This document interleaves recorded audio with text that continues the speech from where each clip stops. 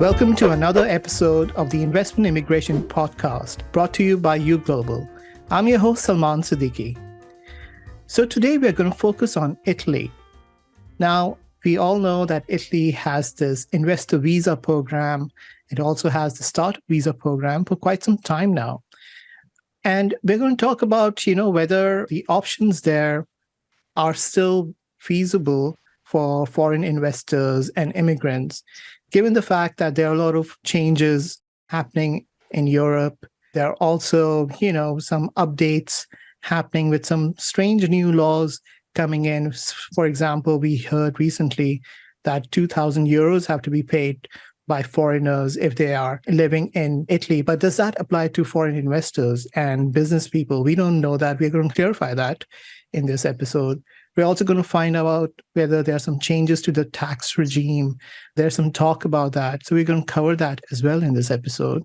But we're going to also delve deeply into the different streams under the investor visa and startup visa and what foreign applicants can look forward to in the country. So to help us unpack all of this, I have a very special guest. Her name is Alessia Ajelli. She's a senior associate at the Milan-based law firm LCA. Welcome to the show, Alessia. Thank you very much for having me. Thank you. So without further ado, Alessia, if you could give us a brief overview, firstly, of Italy's investor visa program, including the key requirements for potential applicants, and whether there have been any recent changes, given the fact that there's now a new government in place. So if you could introduce us to that. Yeah, of course. Well, this program is quite recent. It has been introduced in late 2017, so it's running for approximately a little bit less than 5 years. Some changes have been made during the years to make it more attractive to potential foreign investors. So basically, we have different categories of investment that could qualify a foreign investor to apply for the visa.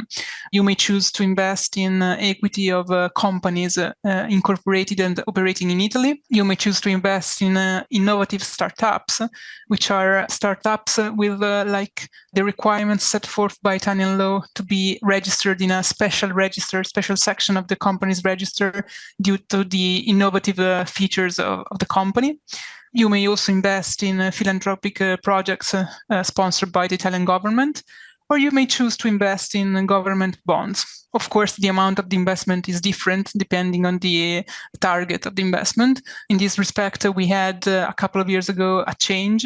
The government decided to reduce the amount of the investment for equity and startup companies. So now you can invest 250,000 euros in equity of startup companies, or 500,000 euros in the equity of normal companies, listed or not listed on the Italian market. And this is a big change because at the beginning it was the double amount. So this amendment has been introduced to try to make it more interesting and attractive for foreigners to choose the Italian investment program rather than other European countries. Well, the main feature is, of course, the availability for the investor of the financial resources to perform the investment. So when you apply for the visa, you actually apply, first of all, for an authorization, a clearance authorization from the Investor Visa Committee, which is the authority in charge of processing the applications. And you have to demonstrate that you have the sufficient economic resources to perform the investment. And such resources should have a licit and legitimate origin. So you need to prove where those funds are located, the transferability of the funds to Italian banks, because of course the other requirement is that you must be able to perform the investment within 3 months from your entrance in Italy. So you need to plan in advance and also check with the banks whether the financial resources are easily transferable to Italy, because one of the main obstacles that some clients and some applicants had, especially during the last months, was to open a bank account in Italy and transfer the resources from abroad to Italy. This happened especially for Russian citizens And eventually, this led also to the suspension of the investor visa program for Russian and Belarusian citizens, according to the recommendation of the EU Commission. Generally speaking, this program is quite interesting for any investor, foreign investor who wants to enter the Italian market and make an investment. Depending on the target of your investment, you have a different option to choose. You touched on a lot of things that I want to talk more about. So I'm going to go step by step. First, I want to talk about, you mentioned how the investment thresholds were reduced to 250,000 to 500,000. And before it used to be double. But correct me if I'm wrong, it was actually more than double. I think it was like 2 million euros of investment that you previously required. And this change that has happened, do you think this has helped the program? Or there's this need to maybe further reduce the threshold or somehow make more changes? I would love to hear more about that. Well, you are correct in a sense, because the amount of the investment to be made in government bonds is still 2 million euros. And the one in the philanthropic projects is still 1 million. The amounts that have been reduced are just the ones for equity and startup companies, which have been reduced by half. Of course, this reduction has helped a lot, engaging more people in this program, especially because other countries in the European Union are offering or have been offering not the same, but a very similar program for years. And the threshold in those countries is much lower than the one established, at least at the beginning, by the Italian government. Of course, if we want to attract more investors, it would be even better to have lower amounts. I don't think that it will be the case, at least in the short period, because we haven't heard any announcement or even a proposal for further reduction of the amount of the investment, but you never know. Of course, the less is the amount of the investment, the more attractive is for foreign nationals when they have to choose between, the Portuguese program or the Italian one. But still, I think that this change in particular has helped a lot. So we have registered an increase of applications, especially for equity of listed companies. And startup companies have always been a target, but there is always some sort of fear when you talk about startup companies, because they are newly incorporated companies, the business is starting, so you are a little bit exposed to the risk of not having a long-term investment, because the business may not be supported for a very long time. So a lot of our clients choose to invest in listed companies because the investment is safer in that sense. I want to know from you what you would think would be a more attractive investment threshold. For example, we talked about how €500,000 in equity instruments in a company is currently the investment threshold. Would you like to see it reduced to maybe, 300,000 so that more people are attracted to the program? What would you say is the ideal threshold as a professional for you think? I think that the amount that you mentioned, 350,000, could be like a good compromise, in the sense that we understand the need to put like a threshold that also helps in choosing the people who are actually interesting and have financial resources to actually perform the investment, and therefore leaving any other applicant who might be interested in participating in the program, but at the end of the day does not have the sufficient resources. I think that also taking in consideration the amounts of other countries, 350,000 or 300,000 could be like a valuable and correct amount. We have to see if the government is going to take these suggestions that during the years have been proposed. But still, the changes that we have made so far at least have improved a lot the situation since the beginning. And speaking of the government's outlook on the investor visa program and generally the investment immigration program in Italy, what is your sense of the current government's outlook on the investor visa? Do you think they are thinking about changes, or are they making some noise about, maybe expanding the program or maybe even reducing it? So could you give us a sense of how they look at investment immigration in Italy? I think that the investor visa program has been proving that is a valuable asset for Italy, because we are actually attracting capital from abroad, which Italy per se would not be very able to do so. What the government has been, I think, considering but still haven't taken a decision or a position, is to introduce or not like a real estate investment that could qualify for an investor for this type of visa. We know that there are other countries in the European Union that offer this kind of option. I think that there's been a lot of discussions regarding the possibility or not to incorporate and implement this option also in the Italian system. I don't think that in the near future there will be like a change in this regard, but it's something that the authorities are considering, which I think that could give some benefit to the program, because one could choose to invest in a company, but someone could be interested just in investing in real estate. So offering this possibility, also setting the amount of the minimum investment to a pretty high one, could be an option if the government wants to attract more people. Would you like to see that real estate option on the table? Or do you think it would bring more business, more clients your way if that was there? I think it would definitely increase the number of applicants, because we always receive questions from potential clients asking for this particular option, which Italy at the moment does not offer. Of course, the government and the authorities in general should think deeply about the possibility of adding this option, also in terms of what would be the impact from a tax perspective. If from a tax perspective, for someone who invests in real estate, if there are the sufficient tax benefits or tax regimes which could make the investment more attractive. Because one thing is to buy the real estate, and then the other is to maintain and pay taxes on it. So it's something that goes by hand.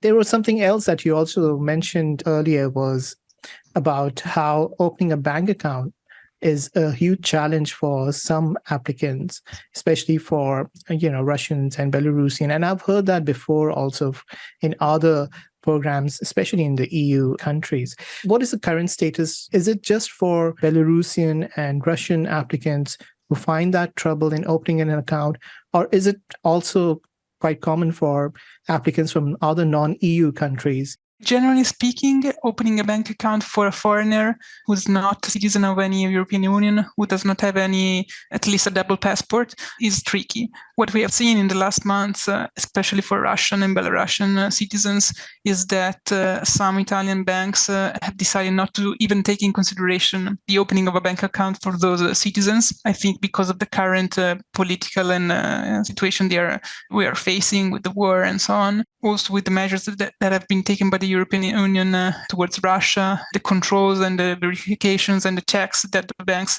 should carry out would be an enormous amount of time, which at the end of the day would be basically wasted for them, because their anti-money laundering section would not approve the file.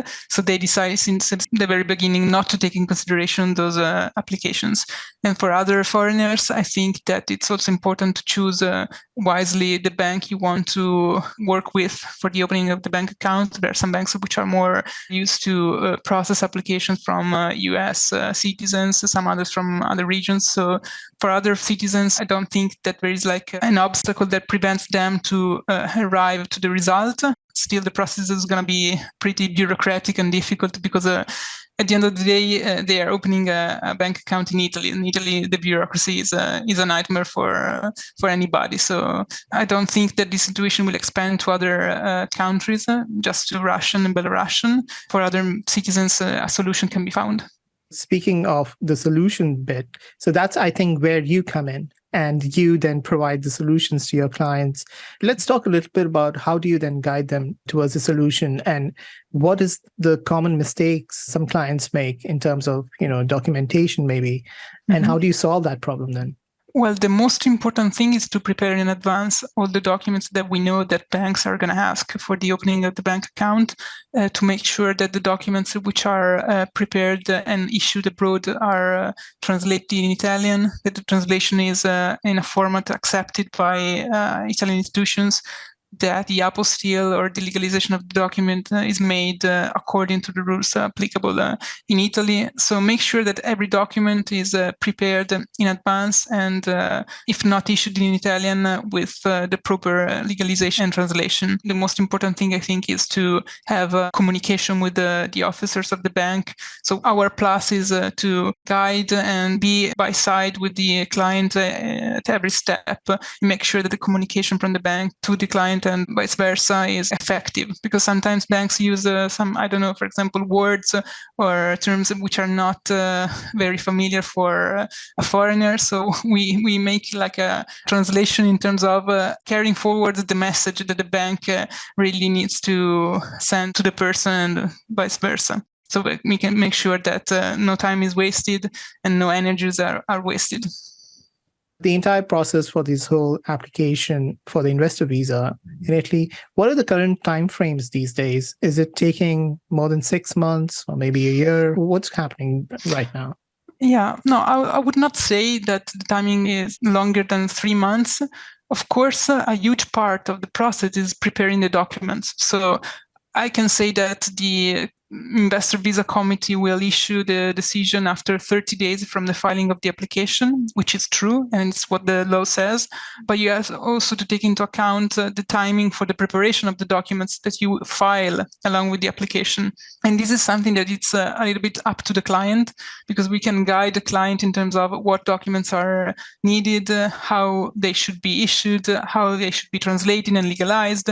But at the end of the day, one important factor is for the client to be able to get the documents from the banks, basically, because those are the most important documents. So make sure that the bank where the financial resources are kept issues the documents in the format that the investor visa committee will accept, and the content of the declaration signed by the bank officer is acceptable for the investor visa committee, because most of the time wasted is to modify or integrate some documents which have been filed at the beginning, but the investor visa committee wants in a different format or with additional information. To save time, it's better to prepare in advance. I also want to understand from you the trends of the kind of applicants that you're seeing in the investor visa program. So, we talked about how a conflict in Europe right now, we saw that a lot of people started to apply for the program from Russia, from Belarus, and now there's another war going on in the Middle East involving Israel. So are you seeing more applicants, or do you expect more applicants from, for example, Israel to apply for this program? And traditionally, who has applied for the investor visa program? Is it mostly the US or from some other countries? So if you could share some trends that you have observed. Of course. I think that from the beginning of the program, the majority of the applicants came from the Russian region. So Russian countries, Belarus, and that part of the world, those are the main sources for applicants that we have seen so far. Israel as well, we have seen many applications coming from that country. I would say the third place would be from the US. And then generally from any other part of the world. But I think that the biggest amount, at least as of now, has been from the Russian region. So I don't know actually how it will work since the program has been suspended for now, at least for citizens of Russia and Belarus. Let's also now talk about this Italy Startup Visa program. So Italy's Startup Visa program appears to be a unique opportunity for international entrepreneurs. If you could just give us a brief overview of the program and its primary objectives. The Italian Startup Visa has been introduced in 2015. The main goal of the program is to attract foreigners who want to incorporate an innovative startup company in Italy, either personally or through the help of a certified incubator located in Italy. So they can also have the help and the resources of the incubator, which could make more substantial their application. The amount of the investment is low in comparison with the investor visa, because it's 50,000 euros.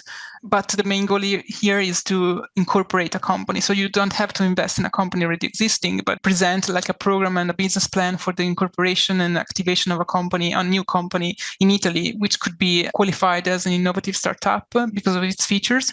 And therefore, the main goal is to attract new ideas, basically talented people who want to develop new ideas in Italy and offer them the possibility to do so through the Startup Visa program. Right. And I was looking at the website. I think it mentions that the Startup Visa program offers a fast track for non-EU startups. If you could explain how this expedited process works and what benefits it provides to startup founders.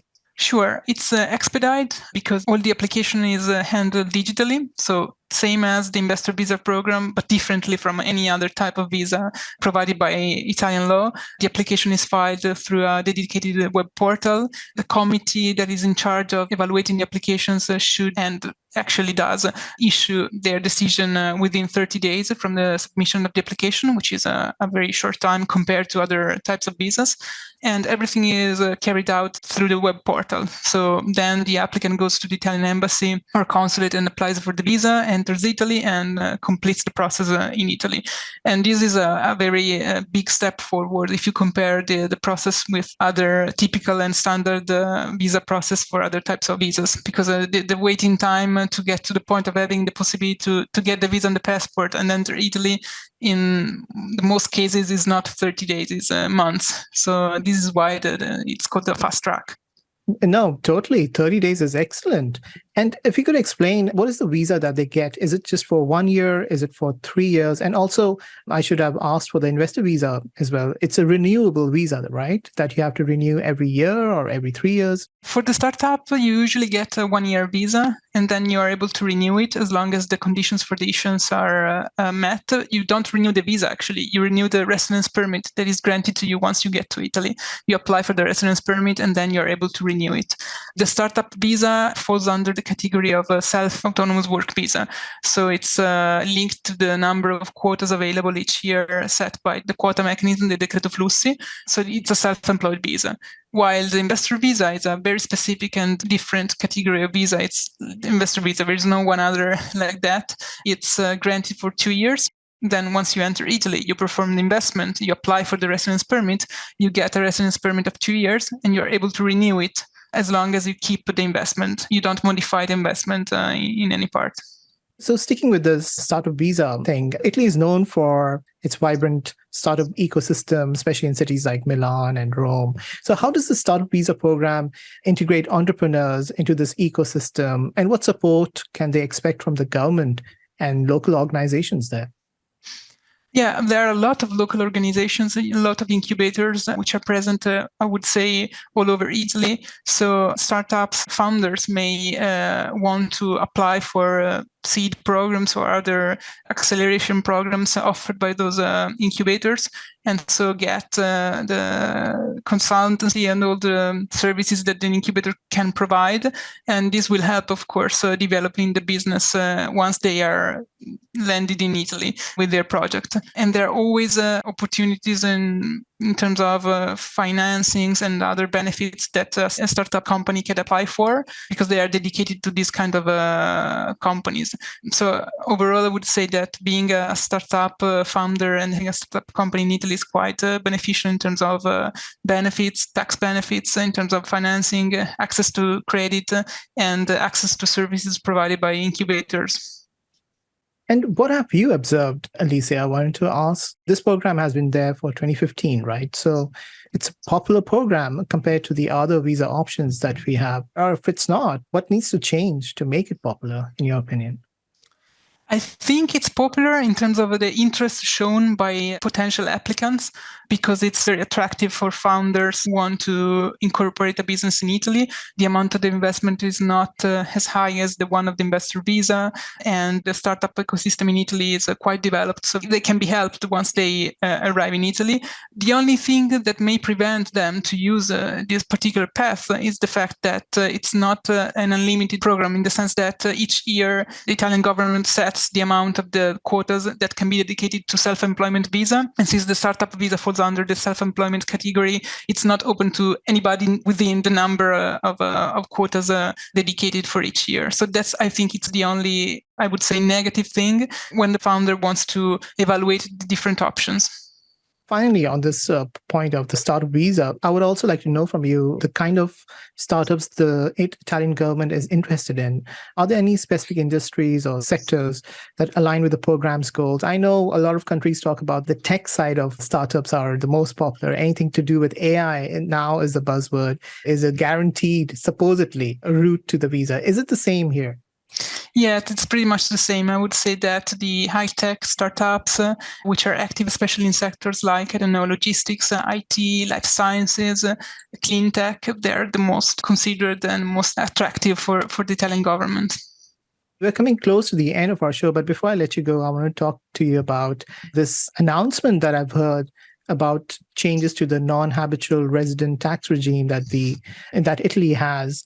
Firstly, what is happening? Is it true that this is going to change like hugely, or is it just a rumor? So please, if you could enlighten our listeners about it. Yeah, of course. First of all, in terms of tax regimes which are beneficial and attractive for foreigners, Italy offers the flat tax regime, which is the most interesting one for investors visa and investors in general, because it's like the flat tax of 100,000 euros to be paid, notwithstanding the amount of income generated abroad. And this regime is not touched by the last changes that are going to be implemented by the financial law. And it has a particular name, right? It's called Lavoratori Impatriati. This is the second one, which is more, I would say, aimed at subordinate workers or autonomous workers who come back to Italy or come to Italy after residing abroad for a certain amount of time, who at least until now could access to 70% or 90% discount of taxation in terms of the total income to be taxed. This is the one that is going to be affected by the changes announced by the Italian government. They are under discussion in these days, but the project of the changes that we have seen so far, it's a revolution in the sense that not only the amount of the tax benefit is reduced by 50%, but also the individuals who can benefit from this tax regime is going to be limited, because for example, someone who was working for a company abroad and moves back to Italy, or moves to Italy to work for a company of the same group, at least in the current version of the law, won't be able to access this tax regime. And this is something particularly affecting for workers, highly qualified workers who work abroad for a company of the group and then are transferred back to Italy or offered to come back to Italy to work for the same group. If they cannot access the beneficial tax regime, they won't choose to be back in Italy. So this is, of course, will have a negative impact on the attraction of human capital. Since they are not final, these changes, we expect by the end of the year to know exactly how the new regime will work. Some adjustments will be made. And also, I have a question about this recent, I think it was a Reuters story that I saw, which talked about how Italy plans to charge all foreigners 2,000 euros for health services. Does this apply to foreign investors or startup founders or skilled workers, or is this for a particular group? Yes, no, it's just for a particular group of foreigners who move to Italy.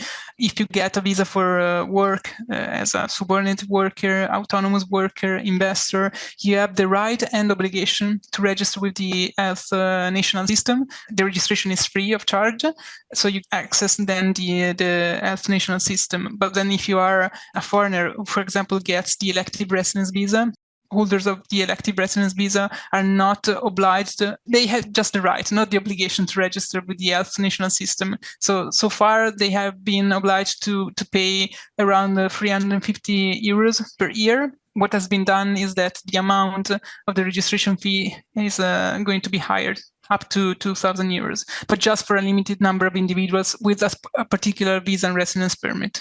Workers in general would not be affected by this change. We've come to the end of our episode.